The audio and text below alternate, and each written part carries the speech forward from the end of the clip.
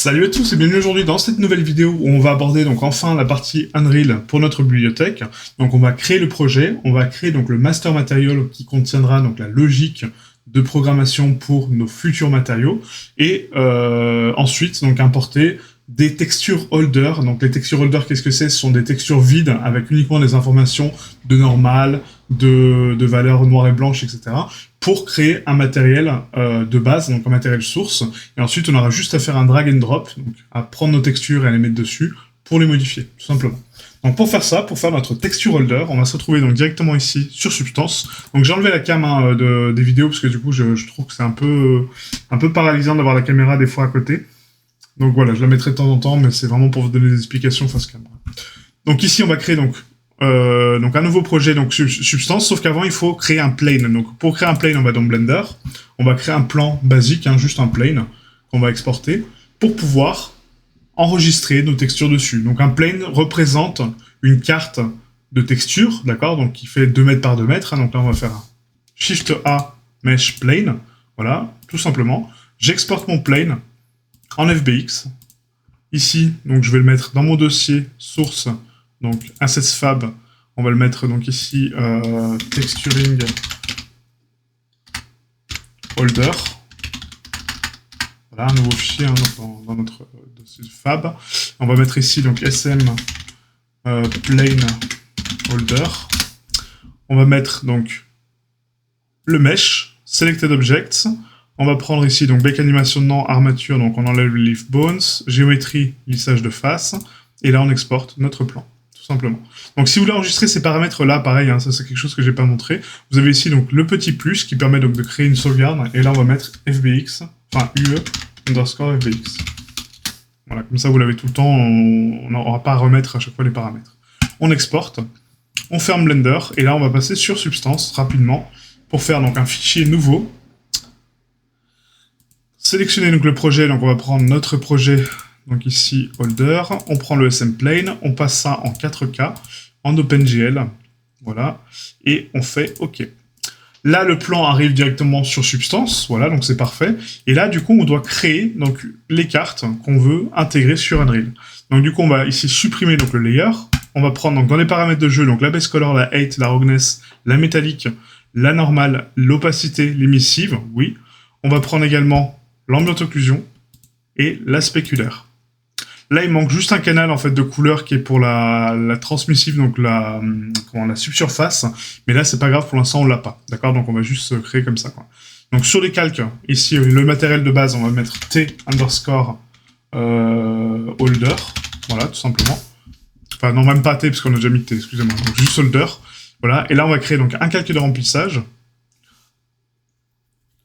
Dans ce calque de remplissage, on va mettre donc ici holder base. Voilà, et le but, c'est de créer donc une texture avec tous les canaux dedans. Donc on va ici donc dans texture, on va faire un clic droit. Sur la color, on va mettre donc une couleur donc rouge, par exemple. Voilà, comme ceci. Hop. On va faire donc un clic droit, on va mettre donc une base color en rouge. La height, donc au niveau du canal de height, on va mettre donc des informations de height sur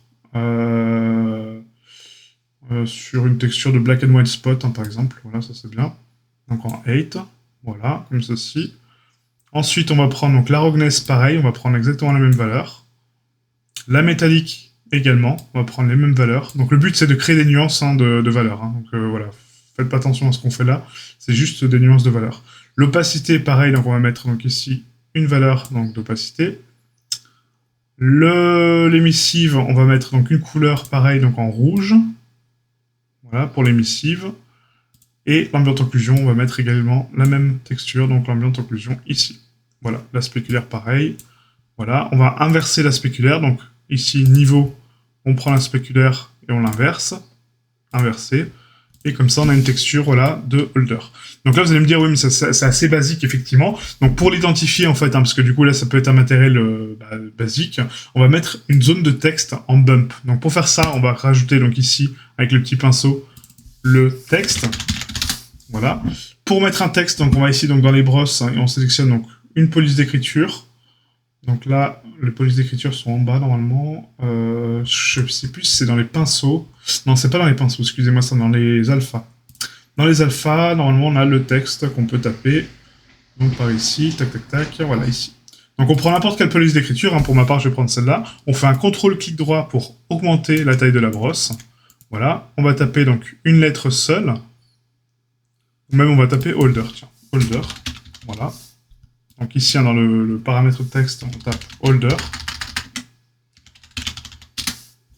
Voilà. Et on va mettre ça, donc du coup, en termes de taille, ouais, c'est pas mal. On va augmenter la size donc, par 0.3 peut-être. Voilà, on réduit ensuite.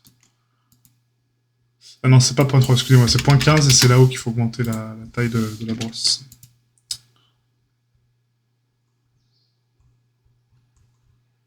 Pourquoi il me l'a enlevé, le texte? Donc on recommence, je sais pas pourquoi ça a bugué. Donc hop, clic droit, donc là on va taper donc holder. Voilà.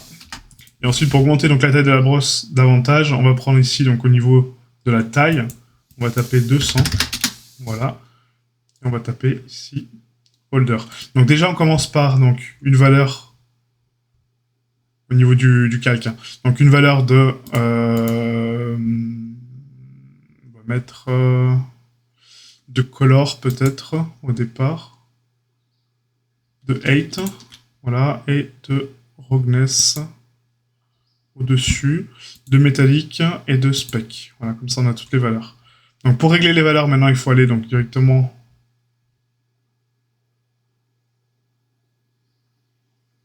pourquoi j'ai pas mes sliders?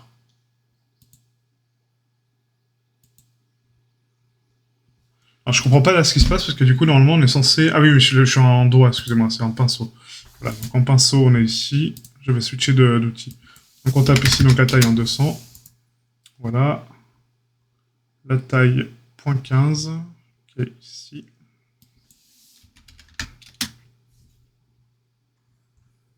Pour les canaux, donc on a activé Color 8 Roughness Metallic Spec normal. Donc la base color, on va mettre ça en blanc. La 8, on va mettre ça en 100%. La métallique, enfin la roughness à 0, la métallique à 100%. Et la normale, on va la laisser par défaut. Et la spec à 0. Voilà. Et là, on tape holder dessus. Donc là, ça me fait un espèce de miroir parce qu'il m'a activé le miroir, je ne sais pas pour quelle raison. On clique dessus, voilà, holder. Ensuite, on peut taper donc du coup des formes, hein, voilà, pour vraiment l'identifier, hein, si vous voulez. Voilà, vous mettez des logos, des images que vous voulez, hein, enfin bon, il n'y a pas d'intérêt. On va mettre ça et une autre fleur là-haut, voilà, ça sera très bien. Voilà, parfait. Donc là, c'est notre texture holder, d'accord? Donc du coup, elle va contenir énormément d'informations pour nous permettre de texturer notre master material. Donc on va ici sélectionner bureau, assets, fab, texture holder, on va mettre ici donc un dossier texture. Texture, voilà, on le sélectionne. Et là, on va mettre donc les paramètres d'export donc en UE optimisé, basé sur le modèle de sortie, en 4K, et on exporte.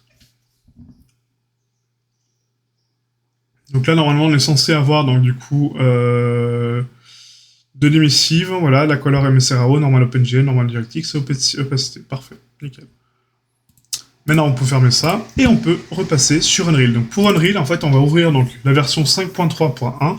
Donc pensez bien à télécharger la dernière version que vous avez actuellement chez vous. Et on va pouvoir enchaîner. Donc les notions, normalement, ne changent pas beaucoup hein, d'une version Unreal à une autre. Donc on va ici cliquer sur Games, Blank, d'accord, donc un projet blanc. On va sélectionner notre dossier, donc ici, Assets Fabs Unreal. Et on va renommer ce projet-là en Furniture. Donc Furniture, c'est les meubles, hein. Library. Underscore 2023. Voilà. Donc là, ah oui, parce que là, c'est un peu trop long. Donc c'est pas grave, on va enlever le 2023. Je vais juste mettre Furniture Library. Ici, au niveau des paramètres, on laisse Blueprint, Desktop Maximum, Starter Content et Ray Tracing. Donc nous, on va pas cocher le Ray Tracing, ça sert à rien pour l'instant. Et on crée notre projet. Donc là, tout dépend de votre configuration, en fait, hein, et du coup, des lancements de projet que vous avez effectués auparavant. Si vous n'avez pas effectué de lancement de projet, normalement, vous avez une petite compilation de shader au départ, donc c'est pas grave. Nous, on l'a pas, hein, du coup. Donc c'est parfait. Donc maintenant qu'on arrive là, on arrive sur un projet Unreal par défaut avec une map. Donc nous, on va pas utiliser cette carte-là. On va faire un file new level, donc nouveau level, basique. On crée un nouveau level. Ce nouveau level, on va le sauvegarder donc ici dans File, Save Level. Donc ici, on a Save Current Level, vous voyez. On doit créer donc un nouveau dossier pour l'accueillir. Donc là, on va créer donc, notre nouveau dossier qui va s'appeler donc Furniture underscore library, donc le nom du projet. Un autre dossier dedans qui va être level. Voilà. On sélectionne ce dossier level. Ici, ça va être notre L, donc pour level underscore, on va mettre showcase. Donc showcase, c'est pour montrer donc les meubles. Voilà. Et on est bon. Maintenant qu'on a notre dossier showcase, il va falloir créer d'autres dossiers pour nos futurs assets. Donc on va ici mettre donc, meshes. Ensuite, on va prendre texture. Un autre dossier qui va s'appeler materials. Un autre dossier qui va s'appeler holder. Un autre dossier qui va s'appeler HDRI. Un autre dossier qui va être les blueprints. Voilà, et je pense que c'est à peu près tout. Je pense qu'on n'a pas oublié materials, etc. Non, là c'est bon. Dans les materials, ensuite on aura donc le master. Et on aura les instances. Voilà, et après on créera un dossier pour chaque mesh pour bien organiser le projet. Donc maintenant qu'on a ici donc matériel, on va ici donc dans master, on va faire un clic droit et on va créer donc un nouveau matériel. Donc ici matériel, vous voyez, et on va le renommer donc MM pour master material et on va mettre underscore asset base. Donc ce matériel là, il va contenir toute la logique de programmation de tous mes matériaux. Donc on va se mettre l'option d'activer ou désactiver certains canaux, on va se mettre l'option d'activer ou désactiver certaines choses, mais il y a des paramètres qu'on ne peut pas contrôler en dehors du matériel. Et je vais vous montrer lesquels. Donc quand on clique ici donc dans le master matériel, on va l'ouvrir. Hein. Voilà comment ça se présente. Donc c'est une fenêtre à part, on va la mettre ici au-dessus. Voilà. Et là, c'est comme dans Blender, un système nodal. Donc c'est des nœuds. Donc on a ici donc le base color, la métallique, l'aspect, la roughness, l'émissive, ok, la normale, etc. Mais on voit qu'il y a certains canaux qui sont grisés. Donc pour éviter ces canaux grisés ici, on va sélectionner ce nœud. On va ici donc dans matériel, vous voyez sur la gauche, et là on a le type de surface. Actuellement on est sur surface, on a décal, light function, volume, post-process, etc. Donc nous c'est pas ce qui nous intéresse. On a le blend mode, donc le mode de blend, hein, donc le mode de transparence. On a masked, translucente, additive, modulate, alpha composite, etc. Donc nous ce qui nous intéresse ça va être en masked. D'accord, donc en masqué, pour avoir l'opacité masque, ici. Ensuite, on a donc le shading model, donc le type de shading, on a subsurface, etc. Donc nous, on va prendre, du coup... la subsurface, on n'en a pas forcément besoin pour les meubles, ça va être vraiment pour les matières organiques. Donc je pense qu'on va laisser comme ça, on va laisser en default lit, ouais, ça peut être pas mal. On va cocher donc le two-sided pour avoir donc le double face, et on va ici, pour l'instant, cocher rien du tout, on va laisser comme ça. Là, c'est parfait. Donc maintenant, pour comprendre la logique de texturing, on va nous importer les textures qu'on a besoin de mettre dessus. Donc pour faire ça, on va ici donc dans Holder. Voilà, on a donc un dossier Holder, donc on va importer nos textures Holder. Donc on retourne ici dans Texturing Holder, Texture. Et là, vous voyez, on a la color, l'émissive, la MSRAO, la normale et l'opacité. Donc rappelez-vous que la normale maintenant, on est sur Unreal, donc c'est la normale DirectX, pas la normale OpenGL. Et on a tous les canaux qui sont ici. Donc on prend la color, l'émissive, le MSRAO, la normale et l'opacité. On les ouvre. Voilà, donc là elles sont là. Je retourne sur mon MM à cette base. On va ici ouvrir donc le Content Drawer. Et je prends ma texture de color. Je le rouvre. Ma texture d'émissive. Je le rouvre encore. Ma texture d'opacité, etc. Donc vous pouvez prendre tout d'un coup. Hein, si vous voulez, là je le fais un par un pour vous montrer. Mais vous pouvez prendre tout d'un coup. Voilà, donc là, toutes mes textures sont placées. Donc, on va les classer dans l'ordre. Donc, on a ici donc la color. On a ensuite donc la MSRAO qui est ici. Donc, Metallic Spec Roughness Ambient Occlusion. Ensuite, qu'est-ce qu'on a d'autre? Donc, l'émissive color. Ok, donc l'émissive. Voilà. Et ensuite, on a donc la normale. Enfin, l'opacité mask, pardon. Donc, l'opacité. Et la normale.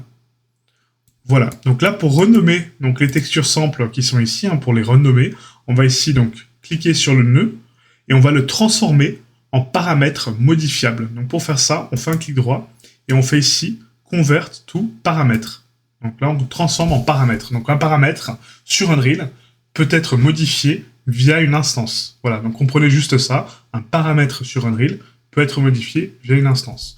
Donc là, on va mettre t_color pour indiquer que c'est une couleur. On va mettre donc le sort priority à 0, parce que ça va être la première texture qu'on va avoir. Ensuite, on aura donc la texture MSRAO qu'on va transformer également en paramètre. Donc t_, oups, excusez-moi, t_, pourquoi ça marche pas? Voilà. t_MSRAO, voilà, qui va être en sort priority à 1, d'accord, donc elle viendra après la color. Après, on créera les groupes au fur et à mesure, parce que sinon après ça va faire beaucoup de travail à la fin, quoi. On va convertir ensuite ce paramètre-là pour mettre, donc ici, t_emissive, voilà, qu'on va mettre en sort priority à 2. Ensuite, on a donc t_, donc on transforme en paramètre t_opacity mask. Et là, on a un clic droit à faire, donc convert au paramètre, et t_, normal. Voilà, donc sur l'émissive, on est sur 2. Là, sur l'opacité, on va être à 3. Et sur la normale, on va être à 4. Voilà, comme ça, on organise un petit peu nos textures. Donc là, les sorts priority, vous allez voir après l'importance que ça a sur une matériel instance. Pour l'instant, on finit ça, et après, je vous montre. Donc là, pour un groupe, on va mettre ici donc, le groupe des textures, et on va mettre ça en 0,0. Donc on va taper 0,0 tiré du 6, pardon. Donc tiré du 6 texture. Comme ça, il sera donc tout début. On sélectionne tout ça, on le met dans le même groupe.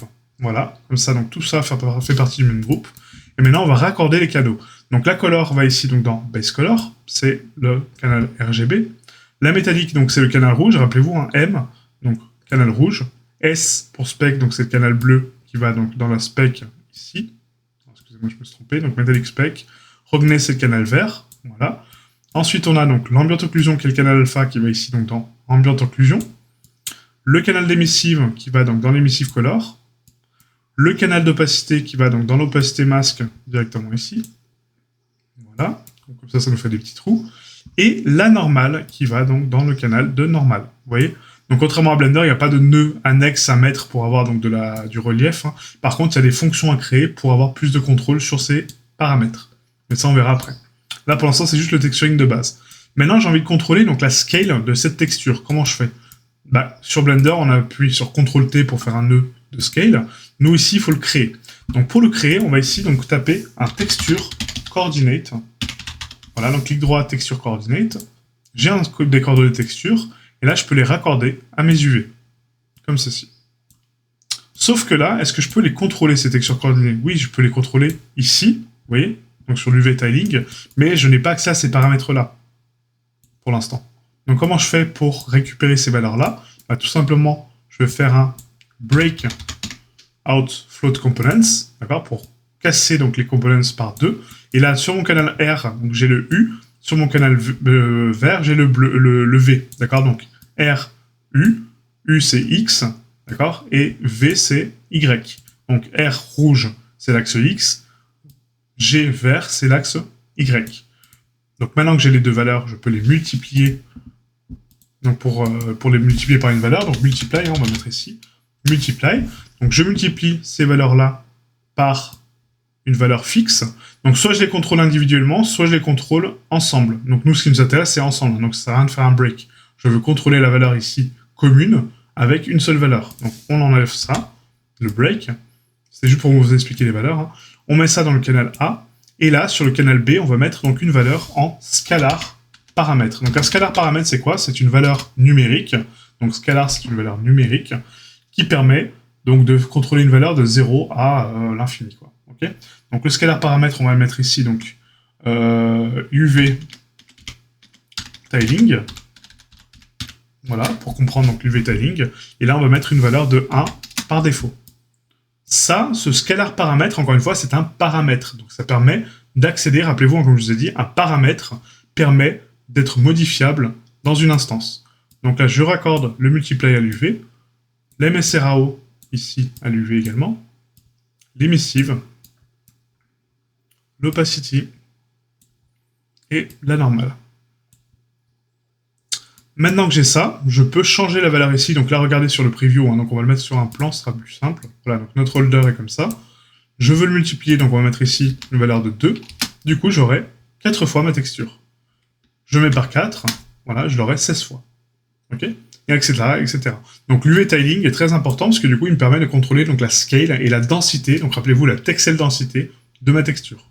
Donc là, on va repasser sur 1, et on est bon.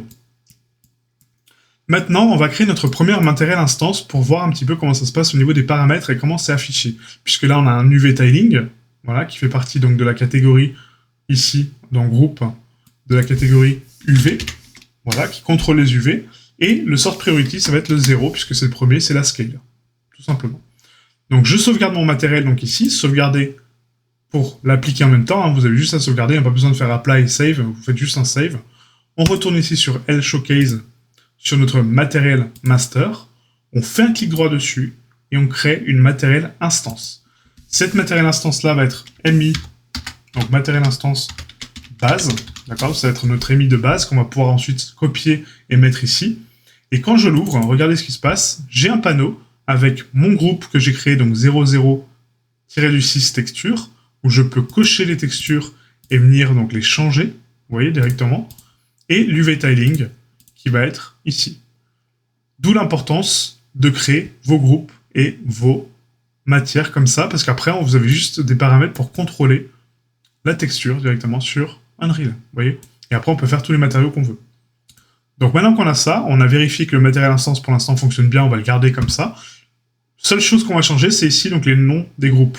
Donc là, dans texture, on va sélectionner toutes les textures qui sont ici. Voilà. On va ici, donc dans le groupe, on va faire un espace 00 underscore texture. Là, on fait un petit espace parce que c'est quand même plus joli. Et je pense qu'on va mettre les textures en... Voici en premier, ouais, en premier. Ensuite, donc l'UV tiling, ça va être le groupe 01, 01 enfin espace UV, voilà. Et on va créer d'autres groupes au fur et à mesure. Donc là, la petite nuance pour l'instant, c'est que on a pas grand chose là actuellement en termes de texturing. Là, vous allez dire, oui, bah, c'est un texturing de base, voilà, on peut rien contrôler du tout. Et effectivement, on ne peut rien contrôler. Est-ce que c'est important de donner le contrôle à vos mèches pour la vente ? Oui et non. Voilà, c'est oui et non. Si vos mèches sont telles qu'ils sont et vous voulez pas qu'ils soient modifiables en termes de texture, vous vous en foutez, vous le laissez comme ça. Nous, on va aller au plus simple, d'accord ? On va pas me faire un master matériel ultra complexe. Hein. Le but, c'est de juste faire un matériel de base avec ce qu'on a créé, avec une texture densité propre, et ensuite créer une logique derrière pour rajouter de la poussière, du damage, etc. D'accord ? Donc c'est ça qu'on va créer dans cette leçon. Si après vous avez envie de pousser votre master matériel plus loin et d'avoir quelque chose de beaucoup plus complexe, je vous invite à le faire hein, si vous le souhaitez, mais nous c'est pas le but.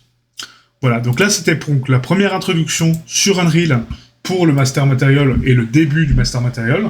Ensuite on passera donc à la création de fonctions et à la complexification du master matériel par la suite, hein, donc pour contrôler un petit peu les valeurs de roughness, donc de brillance, de spec, de normal. Voilà, donc ça c'est la base. Rajouter le Fresnel également. Ensuite, pouvoir désactiver ou activer certaines cartes en fonction de nos besoins. Voilà, très important. Et ensuite, créer donc toute la logique de damage et de dirt et de dust. Voilà. Donc, encore pas mal de choses à faire. Mais voilà, j'essaie de raccourcir un peu les vidéos parce que du coup, elles sont beaucoup trop longues. Et voilà, on va avancer ça comme ça tranquillement. Donc, merci à vous et je vous dis à très bientôt. Ciao, ciao.